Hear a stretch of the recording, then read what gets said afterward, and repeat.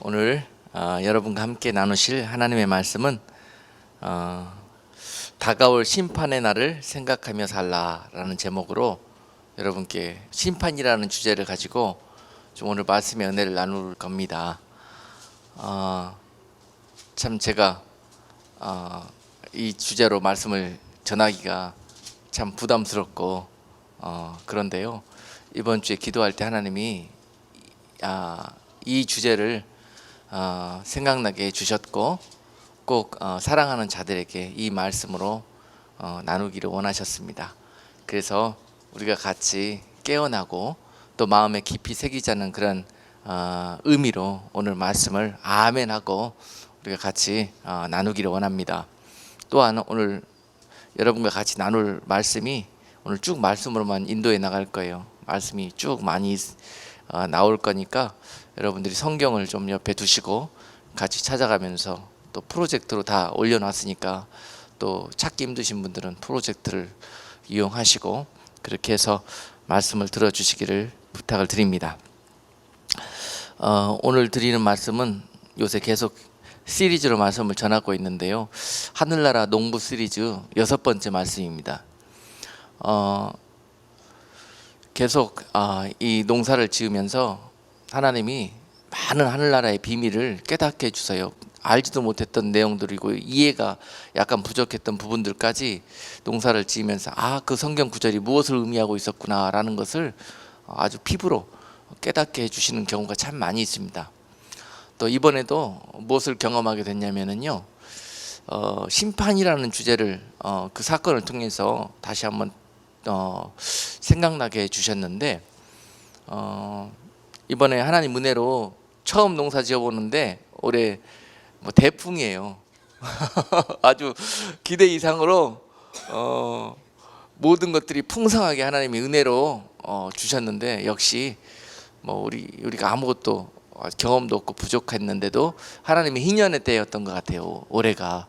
그래서 영적으로나 육적으로 우리에게 많은 하나님의 은혜가 있었던 해였다. 특별하게 모든 작물들이 다 되고 지금 참외도 이제 노랗게 익어가기 직전이고요. 다음 주면 아마 먹기 시작할 것 같아요.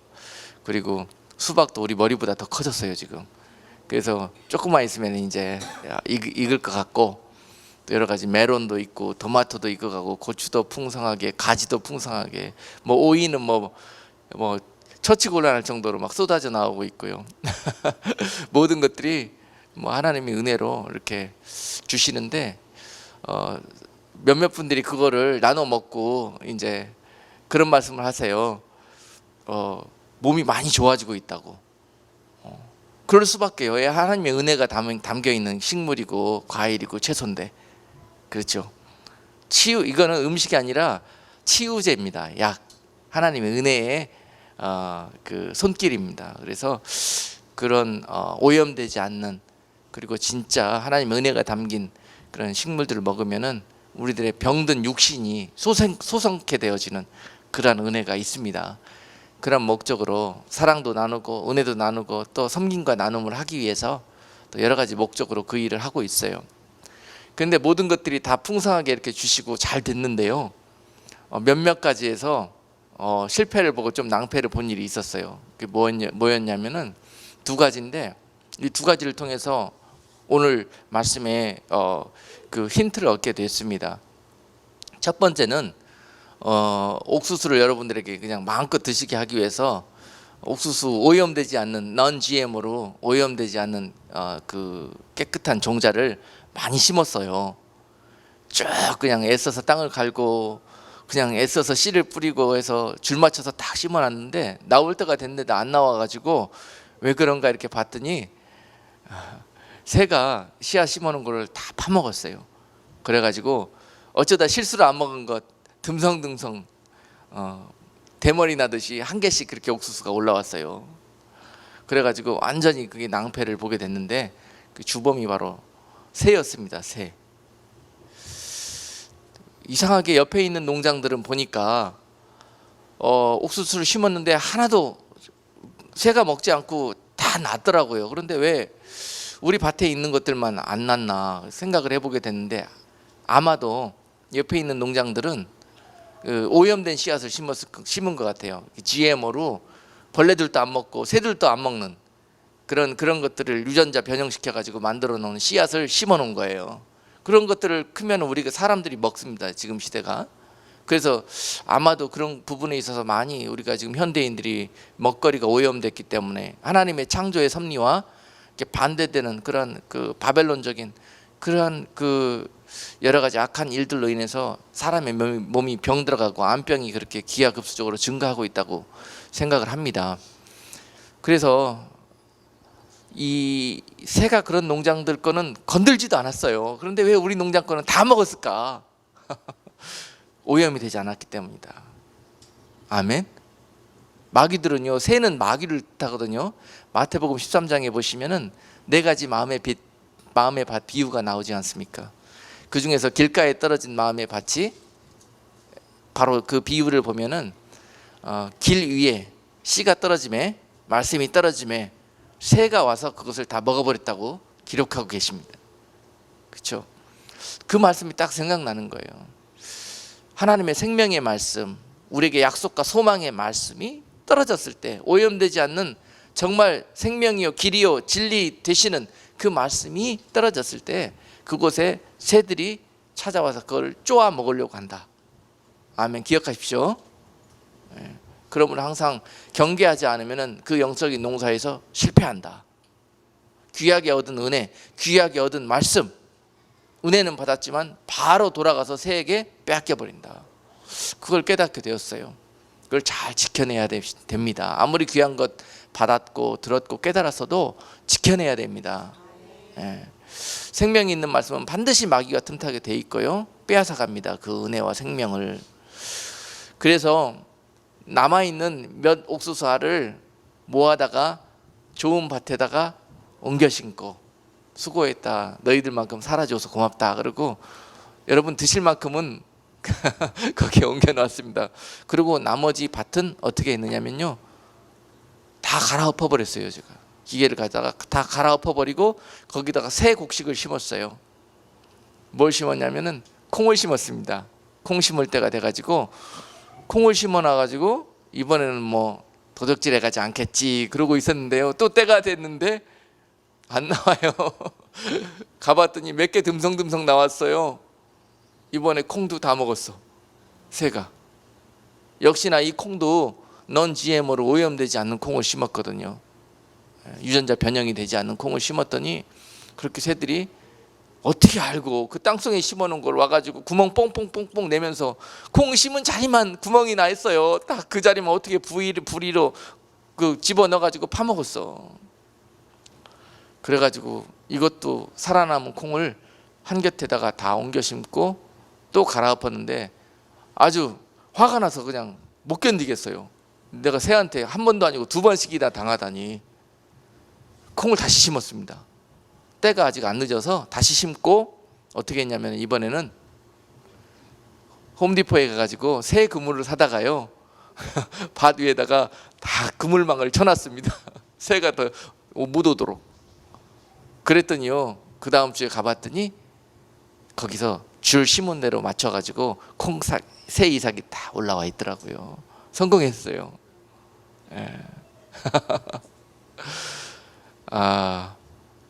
그걸 보면서 심판이라는 단어가 무엇일까? 제가 농부가 되어서 뭘 했습니까? 밭이 새한테 다 공격을 당해가지고 식물들을 다 잃어버리게 되었을 때 살아남은 식물들만 모아서 한 곳에 옮겨 심고 나머지 밭은 갈아엎어버리고 새 농사를 시작하더라는 거예요. 거기에 놀라운 또 하나님의 그 심판에 담겨 있는 의미가 무엇일까 하는 그 비밀이 있는 것 같아요.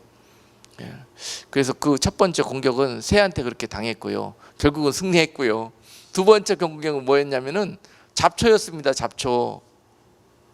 도대체 돌볼 시간이 나지가 않았고 자세히 돌보지를 못했더니요, 언젠가는 그래도 괜찮아 보였는데 어느 날 갑자기 봤더니 풀이 식물보다 더 빨리 자라 올라오기 시작하더니요, 식물들을 다 삼켜버렸어요.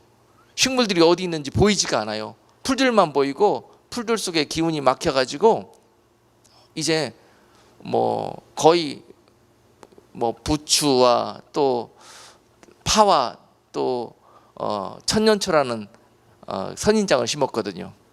이것들을 심어놨더니 결국은 풀에 묻혀가지고 다 죽게 생겼어요. 그래서 어떻게 손을 써야 되는데 손 쓸 지경이 아니에요. 너무 풀이 무성하게 올라와 버렸어요. 그래서 어떻게 했냐면은 천년초를 지난주에 다 뽑았습니다. 풀 속에서 어디에 살아남아 있는가 다 뽑아가지고 밭에다 옆에다 옮겨놓고 그 밭 전체를요 풀을 다 또 갈아엎어 버렸습니다. 그리고 나서 다시 심었습니다. 거기에다가. 그러면서 이 풀에 먹힌 이 식물들을 보면서 무슨 말씀이 떠올랐냐면 마태복음 13장에 동일하게 가시떨기에 막힌 마음의 밭, 가시떨기가 자라난 마음의 밭. 그래서 말씀이 씨가 그 밭에 떨어져서 싹이 나고 자라나다가 결국은 가시떨기의 기운에 막혀서 그것이 나를 올감해 가지고요 더 이상 자라지 못하고 결실하지 못하게 되었다라고 기록되어 있습니다. 마치 이것이 그런 모양이 아닌가 그런 생각을 해보게 됐습니다. 우리의 믿음들이 또 하나님께 받은 약속과 또 그 은혜가 어떻게 해서 잃어버리게 되는가. 농사를 접으면서요 그래서 항상 지혜로운 농부가 되어라. 믿음에 있어서도 마찬가지로 그 믿음을 키워나가실 때 지혜로운 성도가 되셔야 이런 일들로부터 이런 공격으로부터 여러분들이 결실하는 단계까지 나아가게 될 수 있다는 사실입니다. 그래서 오늘 그것을 정확히 깨닫게 해주시는 이유가 하나님께서 또 우리 성도님들하고 이 심판이라는 주제를 가지고 분명히 하나님께서도 지금 이러한 믿음의 농사들을 이 세상 가운데 짓고 계시거든요. 그것도 7,000년 동안 짓고 계시는 거거든요. 구약부터 주님 오시는 그날까지 지으실 거거든요. 그런데 많은 새들과 잡초의 공격들을 성도들이 받게 될 것입니다. 그런데도 우리의 사명은 뭐냐면 그 가운데서 이겨내는 것입니다. 죽지 않고 살아남는 거예요. 예. 공격이 있을 수밖에 없습니다. 왜냐하면 성도들은 그 생명이 있는 씨앗들이기 때문에 그렇습니다. 오염되지 않은 씨앗들이기 때문에 그래요. 마귀가 이것을 삼키지 못해서 지금도 우는 사자처럼 달려들고 공격하는 시대에 우리는 살고 있습니다. 자, 오늘 말씀의 가운데 주시는 말씀 가운데 여러분들이 잘 그 비밀을 깨닫게 되신다면은 또한 이 심판의 때가 가까워지는 이 때를 살아가면서 여러분들이 주님 앞에 잘했다, 충성된 종이라고 칭찬받는 그런 성도들로 남게 되실 것입니다.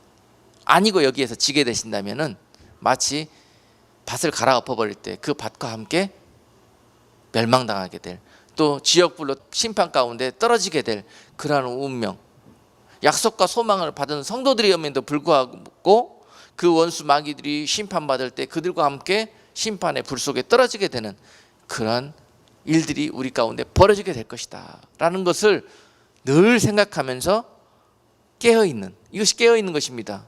자세히 주의하게 우리들의 믿음과 신앙을 살피면서 나아갈 수 있는 깨어있는 성도들이 되실 거예요. 잊어버리면 안 됩니다. 많은 사람들이 하나님 말씀을 듣고 또 나누기를 원할 때 좋은 말만 듣고 나누기를 원해요. 그죠?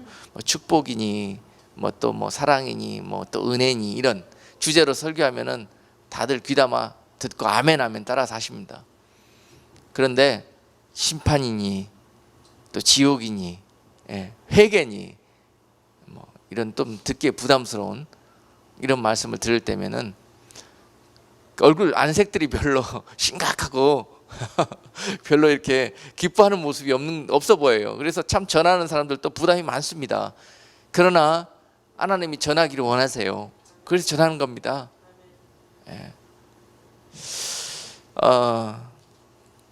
마태복음 12장 18절에 보니까 이러한 주제로 마지막 때 이러한 세상에서 나의 성도들을 깨우는 자들을 내가 기뻐하신다고 그랬습니다. 하나님께서 그러한 종들을 기뻐하신다고 그러셨어요. 그래서 사람들에게는 욕먹을 각오하고 악역을 맡아서 주님 앞에 순종하면서 이런 말씀을 여러분께 전하는 겁니다. 그래서 목사가 하는 말이 아니라 이것을 하나님께서 우리를 사랑해 주셔서 이러한 단단한 음식도 우리에게 주시는구나. 우리가 이것을 소화할 수 있다고 하나님께서 우리를 보시기에 우리에게 이런 말씀을 듣게 하시는구나, 이렇게 생각하셔요.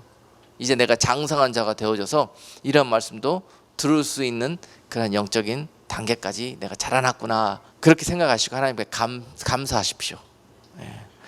그래서 마태복음 12장 18절 말씀 보니까 보라, 나의 택한 종 곧 내 마음에 기뻐하는 바 나의 사랑하는 자로다. 내가 내 성령을 줄 터이니 그가 심판을 이방에 알게 하리라. 아멘. 이걸 잊어버리면요, 사람이 나태해지게 되고 게을러지게 되고 교만하게 되어지고 방탕하게 되고 술 취하게 되고. 아멘. 항상 이 심판이라는 단어를 잊어버리면 안 됩니다. 자, 여러분, 이것이 바로 거룩이에요.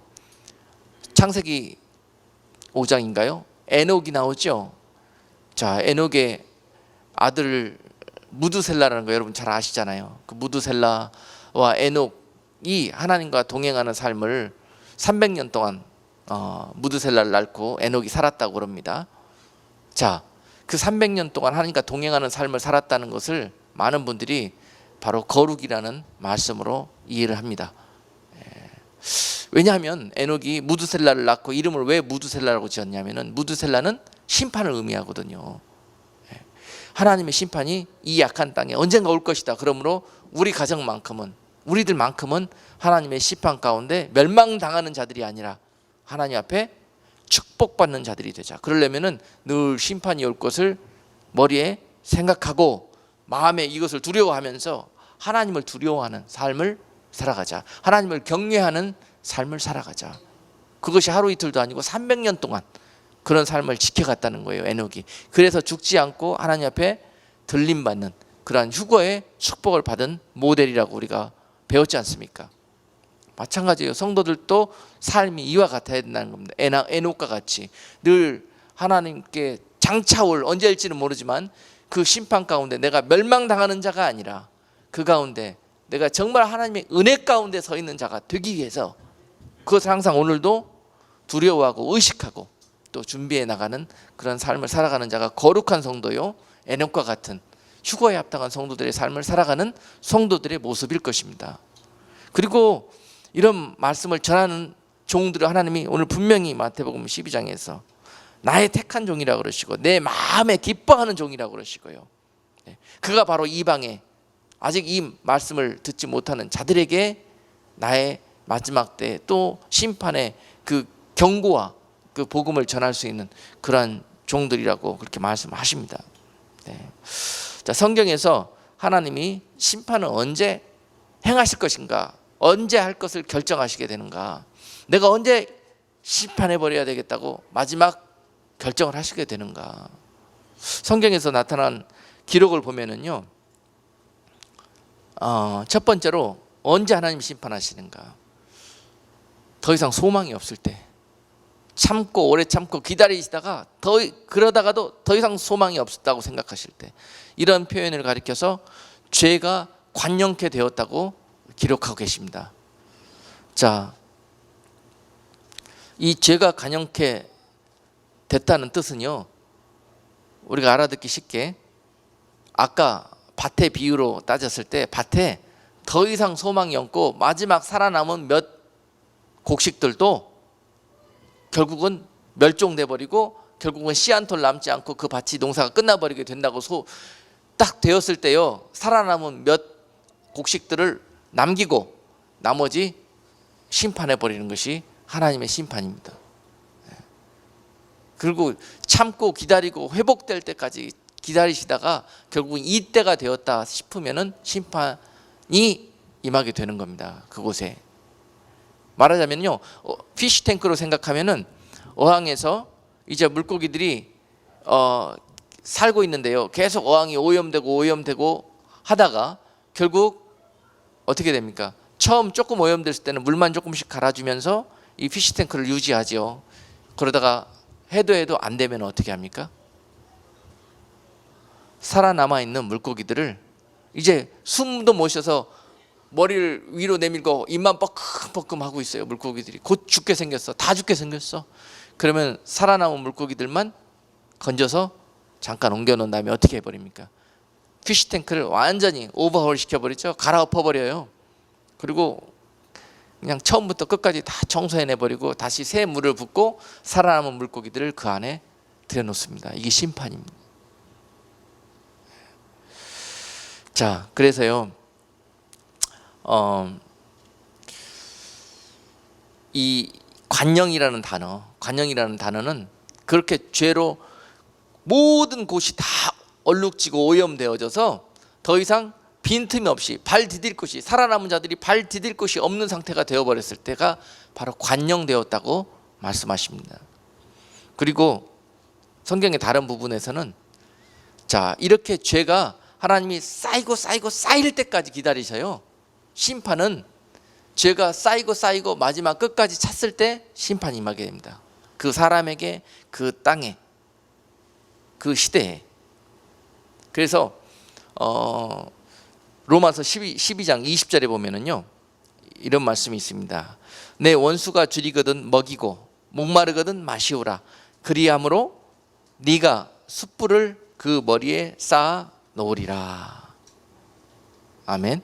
이게 무슨 말입니까? 원수가 줄이거든 먹이고 목마르거든 마시게 하라는 거예요. 네가 그 일에 원수를 사랑하라 말씀하셨지 않습니까? 하라는 거예요. 네가 할 일은 그거라는 것입니다. 네가 심판할 생각하지 말고 너는 먹게 하고 마시게 하라는 거예요. 원수일지라도. 그러면은 그것이 바로 그에게는 뭐가 되느냐? 그 사랑을 죄로 갚으면은요, 그는 머리에 죄를 쌓아가기 시작하는 거예요. 숯을 올리기 시작하는 겁니다. 그래서 이 머리에 이 숯을 자꾸 죄를 지으면서 쌓아가서 이제 더 이상 쌓을 수 없을 단계까지 됐을 때 거기에 뭐가 임합니까? 심판의 불이 임해버리는 거예요. 그래서 여기가 홀라당 타버립니다. 맥시멈이 되기 직전까지는 아무 일 없어요. 제조도 죄가 관영케 되기 직전까지는 아무 일이 나한테 벌어지지 않는 거예요. 그래서 사람들이 둔감해져요. 제조도 괜찮네, 이래도 괜찮네, 이래도 하나님이 심판하지 않네, 이렇게 생각하죠. 근데 하나님은 언제 심판하느냐, 언제 간섭하느냐? 끝까지 차게 찼을 때, 관영케 되었을 때. 그러니까 우리들의 삶이, 여러분, 이 맥시멈에 도달하면 안 됩니다. 그때 바로 심판이 임합니다. 지혜로운 자는 이게 보여요. 이 쌓은 숯을 낮추고 없애는 길은 뭐냐? 회개하는 거예요.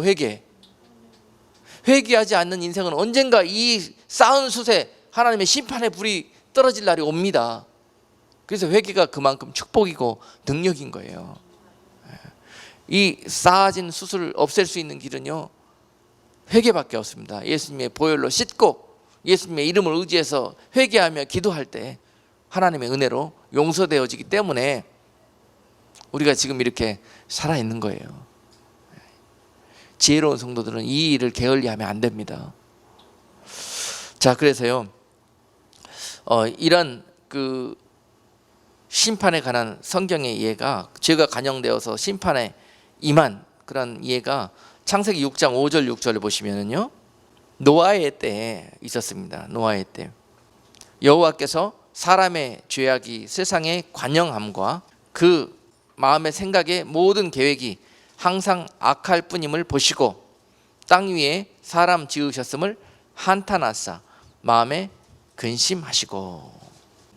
자, 여러분, 노아의 때 이런 일들이 벌어졌습니다. 하나님께서 얼마나 에덴 동산을 지으시고 사람을 지으시면서 기뻐하시고 보기에 심히 좋았더라. 그러면서 하나님이 얼마나 기뻐하시고 영광을 받으셨는지요. 그런데 그 기쁨이 얼마 되지도 않아서 불과 창세기 6장에서 하나님이 인간 지은 것들을 한탄하시고 후회하셨다고 기록되어 있어요. 자, 여러분, 사람의 죄된 모습은 항상 마음으로 생각하는 것들이 항상 하나님 보시기에 악한 길로만 달려가고 있어 보입니다. 우리들의 모습이, 삶이 그렇습니다. 너나 할 것 없이 머리 위에 숯불 쌓는 일에 너무 바쁘고 분주하게 움직입니다. 그리고 그 이유가 바로 노아의 때와 같이 사람들이 심판을 전혀 생각하지도 않고, 그 다음에 너나 할 것 없이 다 죄의 길로 달려가기 때문에 나도 의의 길을 걸어가다 나도 남들도 다 그러는데 뭐 그래도 아무 상관도 없고 아무 일도 벌어지지 않는데 뭐 한 번쯤은 그러고 들여놓다가 발 들여놓고 그 다음에 그게 습관화가 되면은 남들과 같이 똑같이 의에 거하는 자들까지 세상 죄인들처럼 살게 되면은 그게 바로 노아의 때가 되는 것이고 소돔의 때가 되는 것이고요. 그 시대와 그 땅이, 그 나라가 그렇게 되는 것입니다. 자, 또 창세기 15장 16절 말씀 보니까요. 자, 아모리 족속에게도 하나님께서 이제 그 땅을 심판하고 하나님의 의로운 백성들을 그 땅으로 보내야 되겠는데요. 당장 하시지 않는 이유가 뭐냐? 그 땅을 아직 심판할 명분이 서지 않았다는 거예요. 그렇죠? 그래서 자, 그 아모리 족속들이 지금 죄를 짓는 것이 거의 숯불을 10장 지으면 심판이 임하는데 9장까지 올렸어. 아직 한 장 올리지 않았기 때문에 하나님도 심판하지 않고 기다려 주시는 겁니다. 15장 16절 보니까 내 자손은 4대 만에 이 땅으로 돌아오리니 이는 아모리 족속의 죄악이 아직 관영치 아니함이니라 하시더니, 하나님 말씀으로 세상을 철저하게 주관하고 인도해 가시는 것을 알 수 있죠. 그렇습니다. 자, 정말로 아모리 족속들 가나안에 거하면서 우상 숭배와 죄로 하나님과 상관없이 살아가는 족속들이었습니다. 그런데도 불구하고 하나님은 그들까지도 기다려 주시는 거예요. 기다려 주십니다. 혹시나 그들이 회개해서 하나님의 의로운 자들로 서게 될 그 날을 생각하시면서 기다려 주시는 모습을 볼 수 있습니다. 그러나 그들이 결국은 때가 참에 죄를 끝까지 관영케 범하고 결국은 하나님의 백성들을 통해서 심판받는 것을 볼 수 있지 않습니까? 항상 심판은 의의 병기들을 통해서 하십니다. 의의 병기들을 통해서 하셔요. 그래서 하나님이 기다리셨던 이유는 이스라엘 백성들이 의의 병기로 바로 서는 날까지 기다리시는 시간이었고 400년이, 그 다음에 아모리 족속들이 죄가 완전히 관영케 될 때까지를 기다리셨다가 그 심판이 그 땅에 임하는 것을 볼 수가 있습니다. 자, 그리고 결국은 또 예수님께서 누가복음 17장 26절에서 노아의 때를 말씀하시면서 마지막 때에도 또 인자가 다시 오는 때가 가까워지면 이와 같은 일들이 세상 가운데 벌어지게 될 거라는 것입니다. 죄로 관영케 되어지는 시대가 올 거라는 것이에요. 그때가 되면 인자가 가까이 온 줄로 알아라, 이런 말입니다. 그래서 누가복음 17장 26절 말씀 보니까 노아의 때에 된 것과 같이 인자의 때에도 그러하리라. 인자가 다시 오는 그 때에도 그와 같은 일들이 벌어지게 될 것인데, 우리들의 삶의 현장을 보면은 지금 너무도 죄를 머리 끝까지 숯을 올리고 있는 사람들이 너무 많아요. 세상 사람들은 말할 것도 없습니다. 그러나 몇몇 살아남은 곡식들까지 이 일들을 하게 되면 그때 하나님이 이 일들을 결정하신단 말입니다. 그래서 아직까지 의롭게 거룩하게 살아가는 성도들이 중요한 거예요. 그들 때문에, 그들의 삶과 기도 때문에 아직 하나님의 심판이 그 땅에 나타나지가 않는 거예요. 그들을 통해서 다시 빛으로 그 땅이 회복되어지기를 기다린단 말입니다. 그들에게 마저도 소망을 잃어버리게 된다면 갈아엎으셔요. 중요합니다. 여러분들이 이 말씀을 듣는 분들이 중요합니다. 끝까지 그 빛 가운데 거하시면서 하나님의 기쁨과 소망이 될 수 있는 저와 여러분 되기를 주님의 이름으로 축복합니다. 자, 예수님께서 그 백성들에게 오셔서 이 모습을 보셨습니다. 예수님이 초림하셨던 때 그 백성들을 보시면서 한탄하셨어요. 또한 하나님이 사람들을 보고 한탄하셨듯이. 자, 마태복음 11장에 보니까요, 예수님이 태어난 그 갈릴리 지역, 그 고향 지역에서 이제 처음으로 복음 사역을 감당하셨는데요. 예수님의 공생의 초창기에 복음을 전했던 그런 지역들이 바로 고라신과 벳세다와 또 가버나움이라는 곳이었습니다. 다 갈릴리 호수 근처에 있는 마을들인데요. 예수님께서 특별한 사랑으로 그들을 사랑하시기에 또 여러 가지 능력을 행하시고 여러 가지 복음의 소식들을 그들에게 전해줬거든요. 그런데 그들이 전혀 듣지를 않아요. 인정을 하지 않습니다. 받아들일 생각도 없습니다. 그리고 나서 얼마를 더 힘을 주고 또 강조해서 말씀하셨던지요. 결국은 예수님께서도 이렇게 말씀하셨습니다. 마태복음 11장 21절로 24절까지 말씀. 화가 있을진저 고라시나 화가 있을진저 베세다야 너희에게 행한 모든 권능을 두로와 시돈에서 행하였다면 너희가 벌써 베옷을 입고 제에 앉아 회개하였으리라. 내가 너희에게 이르노니 심판날에 두로와 시돈이 너희보다 견디기 쉬우리라. 가버나움아 네가 하늘에까지 높아지겠느냐 음부에까지 낮아지리라. 네게서 행한 모든 권능을 소돔에서 행하였다면 그 성이 오늘날까지 있었으리라. 내가 너희에게 이르노니 심판날에 소돔 땅이 너보다 견디기 쉬우리라 하시니라. 아멘. 자, 이 세 지역을 가리켜서요 예수님이 책망하신 내용입니다. 이것이 바로 오늘 숯불을 쌓아가고 있는 이 세대들에게도 동일하게 예수님께서 말씀하시고자 하는 그 내용일 것입니다. 하나님이 너희들에게 그동안 그렇게 은혜를 부어줬고 그렇게 복음을 들려줬고 그렇게 많은 능력을 행하셨고 그랬으면은 아마 예수 안 믿던 저 불신자들도 하나님 감사하다고 와서 내 앞에 와서 무릎 꿇고 나를 찬양했을 것이다. 나에게 영광 돌렸을 것이다. 그런데 너희들은 뭐냐 도대체. 그렇게 많은 사랑받고 그렇게 많은 은혜 받고 그렇게 많은 기적을 체험하고도 결국은 변화되는 모습이 거기까지밖에 되지 않느냐. 내가 차라리 이 은혜와 이 능력을 저 두로와 시돈에 가서, 두로와 시돈은 여러분 아시다시피 어디입니까? 이방 땅이에요. 그것도 우상 숭배와 죄와 아주 좋지 못한 것들로 가득 찬 땅입니다. 그것이 바로 누구의 고향이었습니까? 이세벨의 고향이었죠. 아주 우상 숭배와 악한 것들로 가득 찬 땅입니다. 입은 그 땅에 가서 내가 너희들에게 했던 것만큼 은혜를 주고 기적을 베풀고 권능을 행하였다면 그들이 회개했을 거라는 거예요. 근데 너희들은 도대체 뭐냐? 이렇게 그 백성들에게 와서 지금 책망하시는 거예요. 자, 예수님께서도 마지막에 심판을 하나님의 전에서부터 한다고 그랬어요. 하나님의 백성들에게서부터 한다고 그랬습니다. 그 백성들에게 와서 그렇게 말씀하실 거예요. 내가 다른 사람들한테 그 은혜 주고 그 능력 주었으면은 그들이 이미 복음 가운데 이 심판 내 앞에 나오지 않고 하나님의 영광 가운데 심판에서 축복받고 보상받는 자리에 너희가 서 있게 될 것이다. 그런데 너희가 그 죄로 말미암아 지금 심판 가운데 서 있게 된, 그것이 우리가 심판 당하게 된 이유라는 것입니다. 오늘 이 말씀처럼 벳세다와 고라신이 심판받았던 것처럼, 가버나움이 심판받았던 것처럼, 가버나움아 너희가 얼마나 교만되어 지금 더 이상 어떻게 교만되어서 하나님이 너희에게 직접 오셔서 말씀하시는데도 불구하고 너희가 듣지 않느냐. 어디까지 높아질래? 그렇게 책망하시는 거예요. 만약에 내가 가버나움 너희에게 했던 은혜와 능력을 저 소돔 땅에 가서 행하였다면, 성경에서 제일 악한 땅 아닙니까? 소돔. 죄와 이 모든 그 악행으로. 그런데 그 땅이 내가 너희에게 했던 것처럼 했으면 회개했을 거라는 거예요. 그래서 심판받게 되는 겁니다. 여러분, 하나님께 은혜 받고 사랑받고 능력 받고 많이 체험하고, 여러분 그것이 자랑이 되어서는 안 돼요.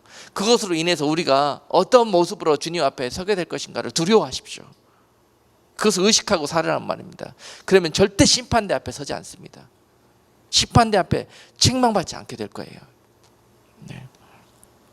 자, 여러분, 그래서 그 세대를 보고 마태복음 11장 15절에서 17절 주님이 뭐라고 말씀하셨냐면, 또 동일하게 인자가 가까운 그 시대에 노아의 때와 같이 죄로 얼룩져가던 세대에도 동일한 이 말씀이 들려져야 됩니다. 마태복음 11장 15절, 귀 있는 자는 들을지어다. 이 세대를 무엇으로 비유할꼬? 비유컨대 아이들이 장터에 앉아 제 동물을 불러 가로되 우리가 너희를 향하여 피리를 불어도 너희가 춤추지 않고 우리가 애곡하여도 너희가 가슴을 치지 아니하였다 함과 같도다. 예수님이 그 세대에게 이렇게 말씀하셨다는 거예요. 내가 너희에게 아무리 피를 토하면서 말씀을 전해도 너희가 듣지 않고, 그리고 내가 너희에게 아무리 와서 경고해도 지금 너희가 장례식에서 지금 사람의 육신이 죽었다고 그것을 놓고는 그렇게 애곡하고 슬퍼하나 너희가 장래에 영영 사망하게 될 날이 올 텐데 그 날을 위해서 너희가 애곡해라, 슬퍼해라는 거예요. 제 옷을 입고 회개하라는 것입니다. 장례식과 결혼식을 비유하시면서 이 말씀을 주시는 거예요.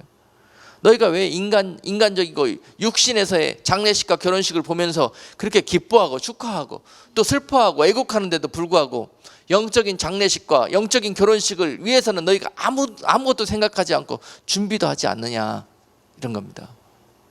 피리를 불고 춤을 춘다는 것은 결혼식에 하는 이 행사이거든요. 너희가 그렇게 아들, 딸, 장가보고 시집 보내면서 기뻐하지만은 장차 주님이 오시는 날 그리스도와 혼인잔치 결혼식이 벌어질 텐데 그 자리에 참여하는 것을 위하여 너희들이 준비하고 사모하고 또 그 신부된 것들로 인해서 기뻐하는 모습, 주님께서 이것을 계속 이 말씀을 통해서 비유로 말씀하시는 거예요. 나의 그리스도의 혼인잔치에 너희들이 초청되어서 그 잔치 속에서 기뻐하는 자들이 되자. Otherwise 저 장례식장에서 심판의 날 많은 영혼들이 사망의 음부 가운데 영원한 사망 가운데 처하게 될 텐데 그들처럼 되지 말자. 이 세대여 들을 수 있는 귀가 있을지어다. 귀 있는 자들이여 이 말씀을 들으라는 거예요, 예수님께서. 네. 여러분, 심판을 항상 생각하고 우리들의 남은 인생을 살아갈 수 있는 은혜와 축복이 있기를 원합니다. 그러면 겸손해지지 않을 수가 없습니다. 그리고 항상 하나님을 의식하고 신경 쓰지 않을 수가 없습니다. 두려워하지 않을 수가 없는 거예요. 자, 성경은 반드시 히브리서 9장 27절 말씀 보니까 죽고 나면 심판이 있다고 말씀하십니다. 사람들이 이걸 받아들일 생각이 없어요. 이 세대가 이걸 받아들일 생각이 없습니다. 죽으면 끝이라고 생각해. 반드시 진리의 말씀은 죽고 나면 부활이 있고 심판이 있다고 그랬습니다. 한번 죽는 것은 사람에게 정한 것이요 그 후에는 심판이 있으리니. 또한 전도서 12장 14절 말씀은 하나님은 모든 행위와 모든 은밀한 일을 선악간에 심판하시리라 말씀하십니다. 자, 여러분, 분명히요 어떤 기준과 이 가르는 심판의 때가 없으면은요 상 받을 자와 벌 받을 자가 결정되지가 않아요. 그렇죠? 심판은 우리들에게 왜 하시는 것입니까? 믿는 자들에게는 상 주시려고, 축복 주시려고 심판하시는 거고요. 그래서 믿는 이들에게 하시는 심판은 무엇이냐? 의의 심판입니다. 의의 제사장 대신, 의의 왕 되시는 예수 그리스도께서 이 땅에 오셔서 하실 일들이, 그리스도의 심판대는 바로 의의 심판대입니다. 믿는 자와 의로운 자를 일으켜서 그들의 행한 옳은 일들을 드러내시는 일입니다. 네가 이렇게 했구나, 네가 이렇게 했구나, 착하고 충성된 자들아. 네. 그리고 심판은 또한 악인들에게는 벌을 주는 죄목이 있어야 될 거 아닙니까? 그것을 정하기 위해서 심판하시는 거예요. 상 받을 자와 벌 받을 자를 구분하시기 위해서 하나님은 심판하십니다. 요한복음 5장 29절 말씀 보니까 선한 일을 행한 자는 생명의 부활로, 악한 일을 행한 자는 심판의 부활로 나아오리라. 그래서 말씀하게 되는 거예요. 반드시 죽고 나면 부활이 있을 것인데요. 아멘? 여러분들은 부활을 믿으시죠? 한번 이 땅에서 죽고 나면 끝이 아닙니다, 여러분. 반드시 사람은 하나님께서 창조하실 때 한 번 죽을 것이요 죽고 나면은 다시 살아나게 된다고 말씀하셨어요. 그리고 둘째 사망이 있는데 너희는 그것을 두려워하라고 그랬습니다. 영원히 죽게 되는 것, 이것을 두려워하라고 그랬습니다. 첫째 부활에 참여하는 자들이 복이 있다고 말씀하셨고, 둘째 부활에 참여하는 자들이 되지 말라고 경고하고 계십니다. 여러분, 사람은 한번 누구나 죽지만은 부활한 이후에 영원히 사는 자들이 있고 영원히 죽게 되는 자들이 있습니다. 할렐루야. 믿으십니까? 네. 일전에 장례식 가가지고 이런 설교를 한번 했더니 다들 눈이 이만해지셔가지고 장례식장에서 그런 설교하니까 그렇게 쳐다보시더라고요. 왜냐하면 아마 그 집안은 보니까 거의 절반 이상이 믿지 않는 분들 같았어요. 거의 기독교적인 문화가 보이지 않고, 그래서 특별히 장례식이지만 그런 말씀을 한번 이 자리에나마, 장례식이잖아요, 좀 시리어스 하잖아요. 듣는 것이 그분들한테 복이 될 것 같아서 좀 욕먹을 각오하고 좀 그렇게 했었어요. 자, 여러분, 반드시 죽고 나면은 그것으로 끝나는 것이 아니라 부활해서 어떤 이들은 의의 심판의 부활에 이를 것이요, 어떤 이들은 죄의 심판의 부활 때에 이르게 될 것입니다. 자, 선한 일을 행한 자는 생명의 부활로 그 자리에서 축복받고 보상받고 상급받는 자리에 부활하게 될 것이요. 할렐루야. 어떤 이들은 악을 행한 자는 분명히 심판 가운데 멸망으로, 영원한 사망으로, 둘째 사망에 처하는 그러한 엄청난 그 멸망의 길로 부활하게 될 것이라는 것입니다. 자, 여러분, 하나님께서 왜 또 심판하시는가? 징계하시려고 하신다고 에레미야 1장 16절 말씀하십니다. 무리가 나를 버리고 다른 신에게 분향하며 자기 손으로 만든 것에 절하였은즉 내가 나의 심판을 베풀어 그들의 모든 죄악을 징계하리라. 징계하시려고. 왜 징계하시려고? 하나님이 이 징계는 누구한테 하십니까? 사랑하시는 자에게 합니다. 조금 이따 살펴보겠는데요, 이 징계, 나에게 이러한 죄를 지었을 때 하나님이 즉시로 나를 징계하신다. 그 징계를 통해서 나를 그 고난 가운데, 환난 가운데 처하게 하시면서 나의 죄를 바라보게 하신다. 엄청나게 하나님이 사랑하시는 분이고 축복받은 분이십니다. 내가 죄를 짓는데도 불구하고 죄 짓든 말든 그냥 내버려 둬버리면요, 축복받은 정도 같죠? 아니에요.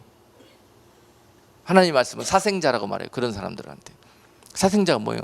하나님의 피를 받지 않고 난 사람이라는 거예요. 버리운 자라는 거예요.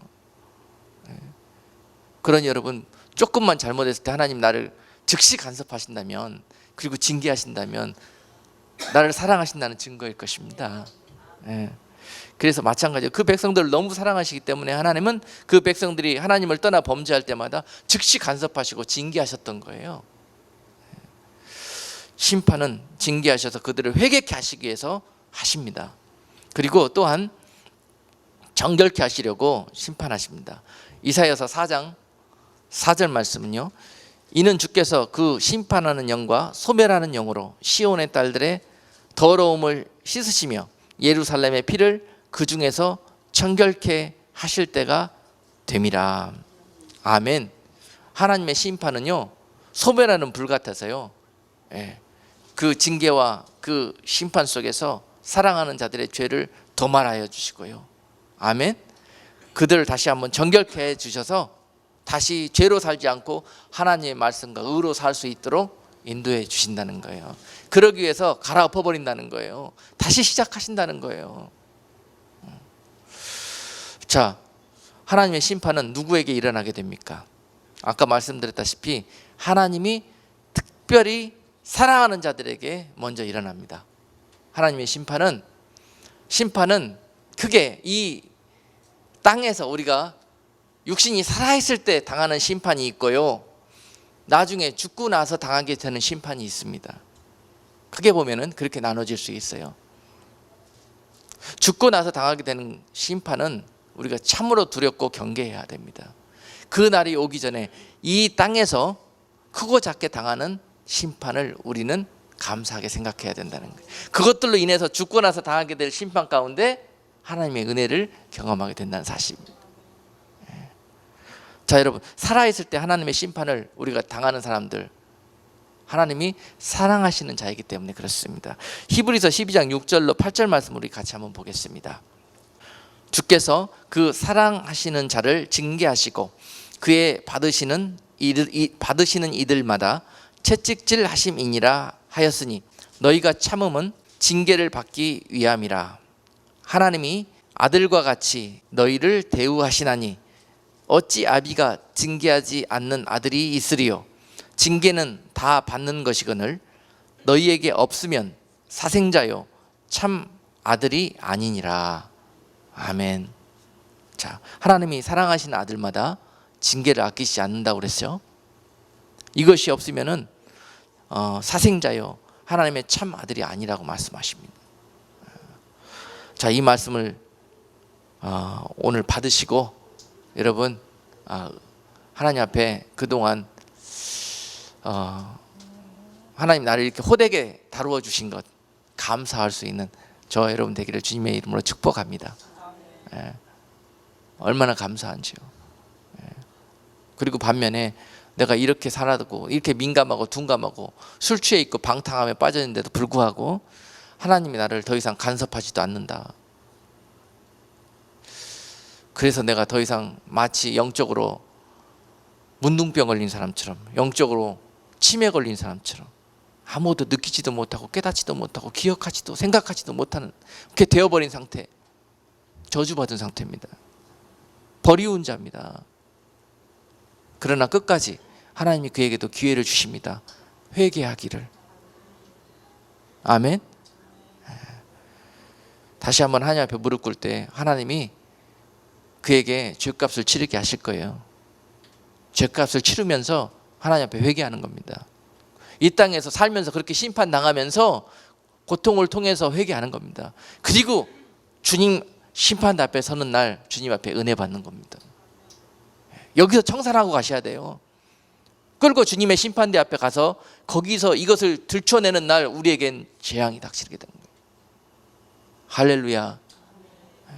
지혜로운 성도들이 다 되셔야 됩니다. 지혜로운. 하나님의 심판은 누구에게 일어나는가? 이 땅에서 교만, 끝까지 그래도 안 듣고 교만한 삶을 사는 자들에게 심판이 임합니다. 에레미야서 2장 35절 말씀은요, 그러나 너는 말하시기를 나는 무죄하니 그 진노가 참으로 내게서 떠났다 하거니와 보라 내 말이 나는 죄를 범치 아니하였다 함을 인하여 내가 너를 심판하리라. 유다 백성들이요, 죄를 짓고도 나는 죄 안 졌다고 그래요. 저 짓는지도 모르니까 안 졌다고 그러죠. 둔감해져 가지고 결국은 이러다 관영케 되는 거고, 이러다가 숯불이 머리 끝까지 차게 되는 거예요.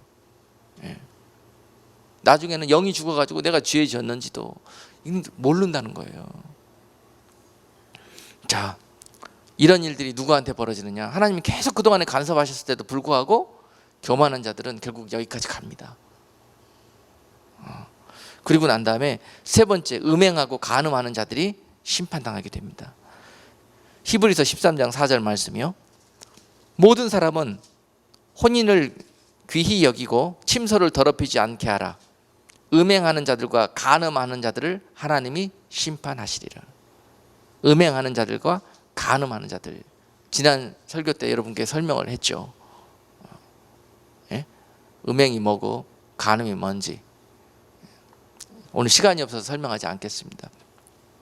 자, 여러분, 이 시대에 하나님도 섬기고 또 한켠에서는요, 음행을 행하고 간음을 행하는 자들이 너무 많습니다. 육적으로도 그렇고 영적으로도 그렇고. 육적인 음행과 간음은요, 실제로 배우자가 아닌 대상과 어떤 그 성적 행위를 하는 것입니다. 이것이 간음입니다. 그런데 영적으로는 마찬가지예요. 하나님 아닌 그런 대상들과 사랑을 나누는 것, 이것이 영적 간음이에요. 육적으로 영적으로 하나님도 사랑하고 이렇게 다른 모든 대상들하고도 사랑을 나누는 그러한 삶을 사는 세대, 이 세대, 이런 사람들, 이런 성도들에게 심판이 임하게 된다는 것입니다. 자, 그리고요, 말라기서 3장 5절 말씀 보니까 어떤 자들에게 심판이 임하는가? 내가 심판하러 너희에게 임할 것이라. 술수하는 자에게와 간음하는 자에게와 거짓 맹세하는 자에게와 품꾼에 사게 대하여 억울케 하며 과부와 고아를 압제하며 나그네를 억울케 하며 나를 경외치 아니하는 자들에게 속히 증거하리라. 만군의 여호와가 말하였느니라. 내가 너희를 심판하러 갈 것이라고. 아멘. 자, 이런 짓 하는데도 불구하고 하나님이 나를 심판하지 않는다. 버리운 자라니까요, 사생자라니까요. 이런 일 할 때마다 따끔하게 혼내시고 따끔하게 그냥 죄값을 치르게 하시면서 다음에는 절대 그러지 마라, 다음에는 절대 그러지 않겠습니다, 내 입으로 회개하면서 이런 길로 인도해 주실 때, 아멘. 아직 가능성이 우리에게 있기 때문에 하나님께서 계속 우리를 독려하시고 그렇게 하시면서 우리에게 그 사랑을 그런 방법으로 표현하시는 거예요. 자, 여러분, 성경은 우리에게 심판하실 때 무엇에 대해서 심판하시는가, 어떤 것들 때문에 우리가 심판에 이르게 된다고 말씀하시냐면요, 우리가 행한 것 때문에 심판에 이르게 된다고 그래요. 대표적으로 언행 때문에 심판당하게 되는 거예요. 언행. 아무것도 아닌 것 같지만 예수 믿고 나서 믿는 자가 되고 복음을 영접한 이후로 하시는 말과 행동, 이것이 얼마나 중요한지 모릅니다. 이것이 심판을 부르냐 아니면 심판 가운데 하나님의 은혜 가운데 나가게 되느냐를 결정하는 중요한 요소가 된다는 거예요. 많은 사람들이 하나님의 은혜로 구원받는다 그래요. 하나님의 은혜로. 자, 예수님께서 세상에 초림하신 이유는 뭐예요? 죄인을 구원하기 위해서고, 그러나 재림하신 이유는 뭐예요? 심판하러 오시는 겁니다. 이 두 가지를 동시에 알아야 돼요. 이것이 복음입니다. 복음. 한쪽만 알면은 그건 쪽복음이에요. 무조건 예수 믿으면 구원받는다, 아닙니다. 그 구원 가운데 있으면서도 심판대에 설 수가 있다는 것이에요. 그 구원을 받고 난 다음에 우리가 어떠한 믿음의 삶을 살았느냐, 그것을 믿음으로 보신다니까요. 믿음의 삶을 믿음으로 보신다는 거예요. 네가 정녕 나를 믿느냐? 그러면 나를 사랑하고, 나를 사랑하는 자는 나의 계명을 지킬 것이며 나의 계명대로 산다는 것이죠. 나를 사랑하는 모습을 네가 나의 계명을 지키는 것으로 보게 될 것이고요, 우리들의 삶 속에서 예수님을 사랑하는 모습이 하나님의 말씀을 지키는 것으로 나타나지 않는다면 그는 예수님을 믿지 않는 자입니다. 이것이 믿는 거예요. 이 말로만 믿는다고 해서 들어가는 문제가 아니라는 거예요. 구원의 문은. 그래서 언행이 그렇게 중요합니다. 언행 속에 진짜로 정령코 참으로 믿는다는 표현이 들어가 있어야 된다는 것입니다. 행위와는 다른 이야기예요. 사람들이 너무도 이걸 미혹시키는데요, 행위는 아닙니다. 행위는 겉으로 하는 채 하는 것이고요, 율법에 믿는 채 하는 행위를 말씀하시는 거예요. 행함은 전혀 다른 이야기입니다. 행함은 순종을 의미하고요, 말씀을 믿어짐으로 말미암아서 삶 속에서 변화된 모습을 의미해요. 어떤 우리들의 업적이나 우리들의 어떤 가식된 모습이 여기에 들어가 있지 않는 그런 상태, 행함입니다.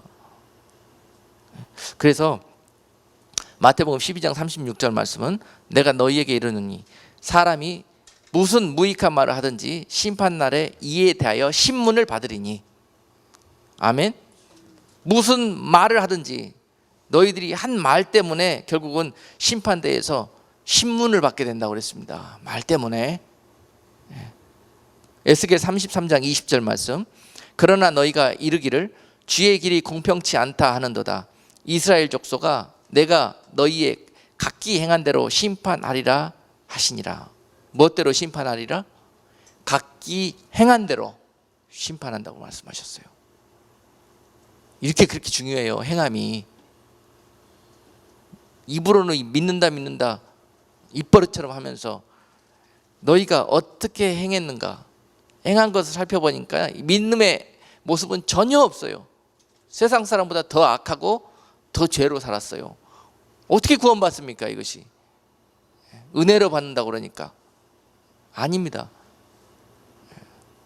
그 구원의 문을 은혜로, 예수님의 초림은 은혜를 이야기합니다. 은혜를 상징하는 거예요. 예수님의 재림은요, 공의의 하나님을 상징해요. 심판 앞에서는요, 철저하게 공의의 법으로 합니다. 믿음의 법으로 하는 거예요. 진짜가 아니면 이 문을 통과할 수가 없습니다. 자, 예수님의 초림 가운데 그 구원을, 은혜 가운데 여러분들이 그 구원의 문으로 청함을 받으셨다면은 결국은 그 심판대 앞에 너는 의로운 자로다 주님의 우편에 택함을 입는 그런 성도들이 되셔야 합니다. 자, 이것이 믿음이고 이것이 은혜입니다. 이것이 사랑이에요. 자, 여러분, 유다서 1장 15절 말씀 보니까, 이는 무사람을 심판하사 모든 경건치 않은 자의 경건치 않게 행한 모든 경건치 않은 일과 또 경건치 않은 죄인의 죽게 거스려 한 모든 강팍한 말을 인하여 저희를 정죄하려 하심이라 하였느니라. 경건치 않고 거룩치 않게 행한 모든 일과 그렇게 말한 모든 것들, 그것들 때문에 정죄당한다는 거예요. 여러분, 이제 말 한마디 행동 하나 할 때도 하나님을 의식하고 심판을 의식할 수 있는 지혜로운 성도들 되시기를 원합니다. 그렇다면 교회 앞에 와가지고 그렇게 함부로 그런 말 못하고요, 그런 행동 못합니다. 그리고 믿는 자들이 세상에 나아가서 그렇게 함부로 말하고 함부로 행동하지 못합니다. 아시겠습니까? 지금 우리 교회들은 이 말씀을 아멘하고 받아야 해요. 예수 믿는다고 신앙생활하고 교회에 나와서 이처럼 심판에 이를 엉터리 같은 성도들이 얼마나 많은지 모릅니다. 왜냐하면 그날의 주님은 그들의 행위를 볼 것이기 때문에 그래요. 여기에서 자유로운 자들이 누가 있습니까? 이런 말씀을 전하는 저 자신부터도 두렵고 떨리는 그러한 일들입니다. 그러나 그러한 성도들이 겸손한 자요, 지혜로운 성도들이 될 것입니다. 여러분, 요한복음 3장 17절 말씀 보니까 하나님이 그 아들을 이 세상에 보내신 것은 세상을 심판하려 하심이 아니요 저로 말미암아 세상이 구원을 받게 하려 하심이니라 라고 말씀하셔요. 이 말씀이 뭘 의미하는 줄 아시죠?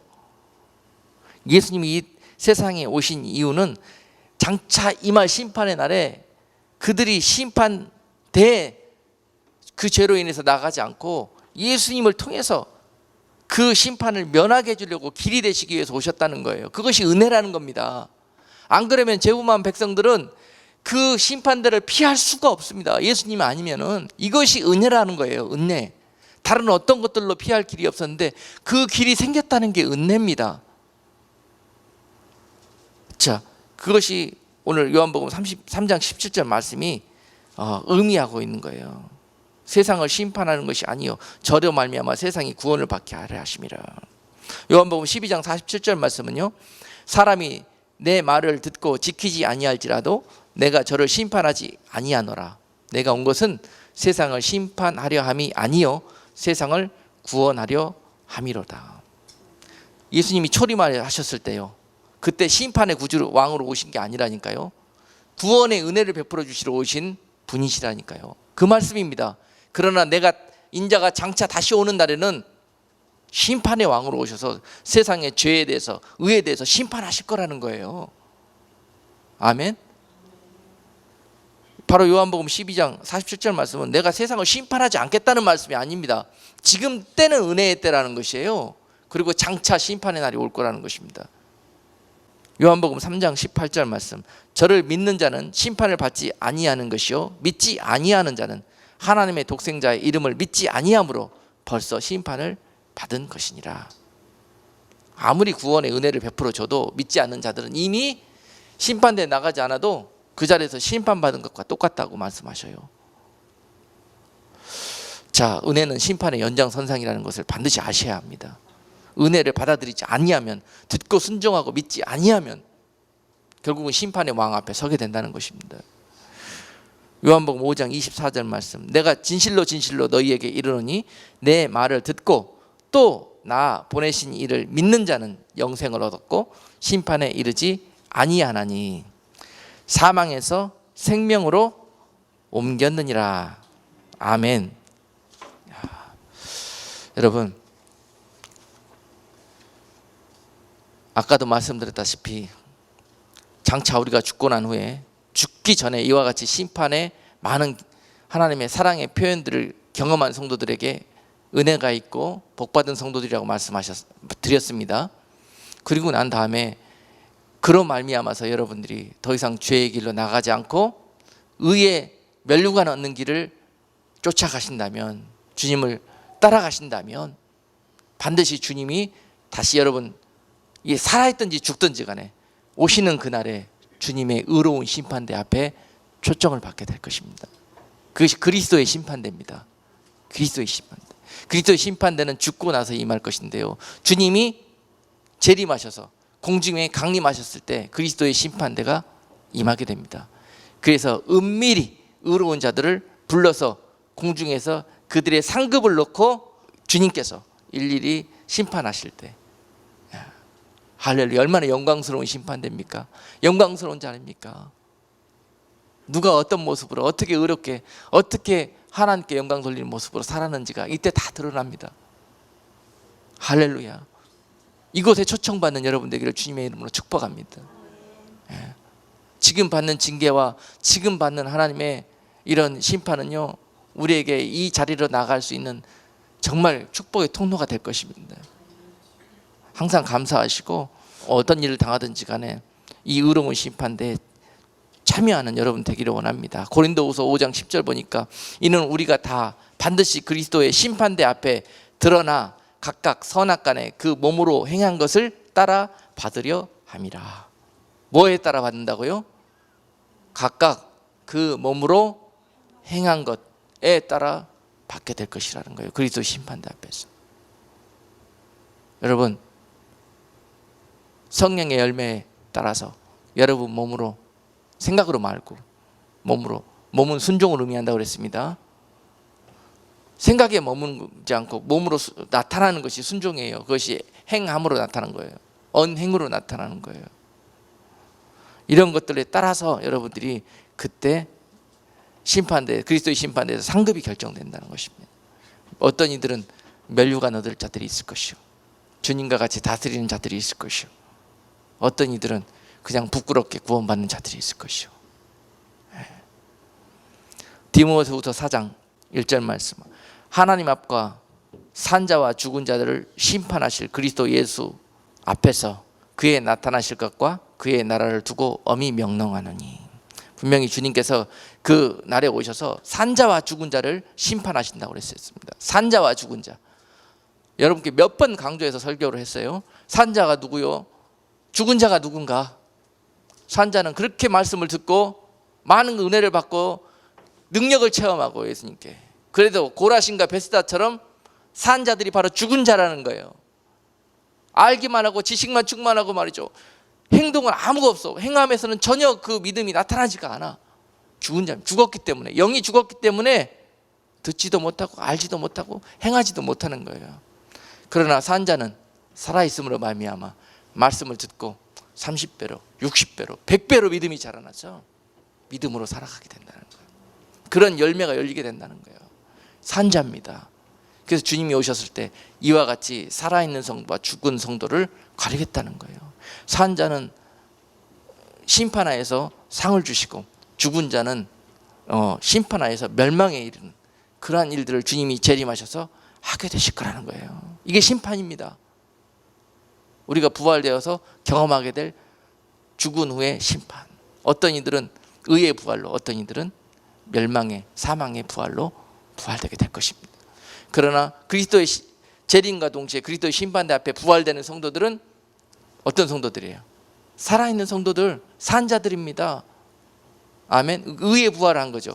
그러나 심판의 부활을 하게 될 자들은 그때 부활되지 않습니다.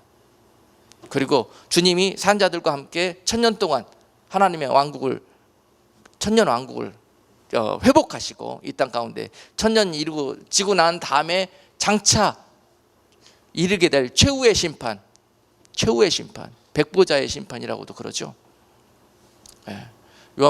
요한계시록 20장에 나오는 그 백보자의 심판 때에, 그때 모든 죄로 잠들어 죽어있는 자들이 부활되게 돼서 죄의 심판대, 최후의 심판대에서 최종 죄의 확정을 받고 영원한 사망, 둘째 사망에 처하게 될 것입니다. 그들의 운명이 그렇습니다. 여러분, 언제 부활되게 되시기를 사모하셔요? 주님 강림하실 때 부활되는 축복이 있기를 원합니다.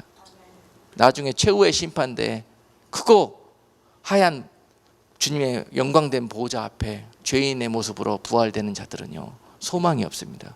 그때를 두려워하는 성도들이 돼야 돼요. 그때를 모르니까 두려워하지 않지요. 그 두렵고 떨리는 자리를 한 번도 생각해 보지 않으니까 그렇게 살지요. 지금 어떻게 되는 것이 중요한 것이 아니고 두려운 일이 아닙니다. 장차 영원한 사망에 떨어지게 될 그런 자리에 내가 서 있게 되지 않기를 지금도 두려워하고 항상 깨어 살피는 자들이 항상 하나님의 심판 가운데서도 하나님의 영광의 은혜를 누릴 수 있는 복된 성도들이 되실 것입니다. 기도하겠습니다. 거룩하신 하나님, 오늘 주님께서 사랑하시기에 사랑하는 자들에게 이 귀한 복음의 메시지를 듣게 하시고 이제 인생의 남은 때를 죄로 살지 않게 하시며 또한 의로 살 수 있도록 오늘 축복하여 주시니 감사드립니다. 하지만 우리들의 육신이 연약하고 항상 우리가 주님을 사랑한다 하면서도 행함으로 믿음이 자라나지 못하여서 늘 죄짓고 또 반복하는 그런 삶을 살지만 오늘도 주님의 보혈을 공로를 의지해서 기도하며 회개하며 우리 머리 숯불이 관영할 때까지 차지 아니하도록 늘 회개의 삶을 살 수 있도록 인도해 주시옵소서. 몸된 교회가 주님의 그러한 복된 교회가 되게 하시고 하나님이 이곳에서 항상 하나님의 심판이 임하지 않도록 하나님의 나라와 의를 위해서 기도하고 또한 그 나라와 의를 위해서 살아갈 수 있는 성도들 될 수 있도록 은혜 베풀어 주시옵소서. 예수 그리스도 이름으로 감사하고 기도드리옵나이다. 아멘.